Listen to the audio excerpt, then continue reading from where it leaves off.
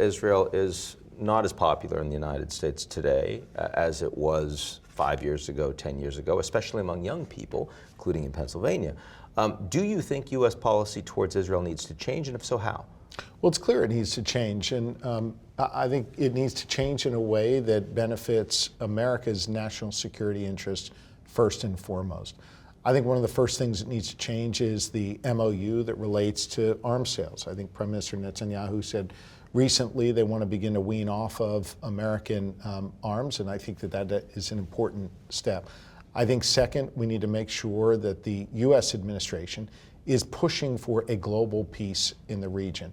I'm someone who has supported a two-state solution, a Palestinian state and the Israelis living side by side in peace, where that Palestinian state recognizes Israel's right to exist, where the terrorist group Hamas is not in charge of that Palestinian state, where they have self-determination on the other side of that border. I think that's in America's national security interest. But let me be clear, that should not just include the Palestinians and the Israelis.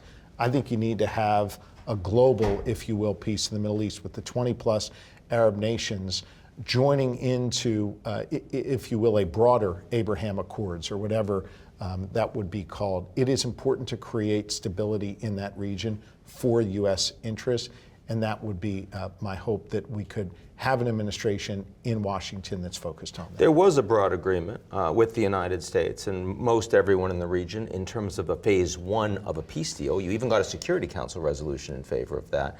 But as you say, absent a Palestinian state, it's very hard to imagine how the vision that you just put together would actually emerge. This is where American leadership needs to come in.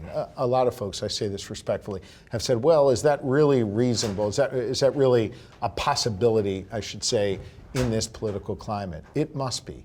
We need to make sure that there is stability and peace in the region. We need to make sure that Palestinians, not Hamas, but the Palestinian people, have the ability to see their kids grow up and be anything they want to be, to grow up and not viewing the Israelis on the other side of the border as the enemy, and to be in a place where that stability leads to greater stability across the globe, and that is in America's national security interest, and we should have an administration focused on that work.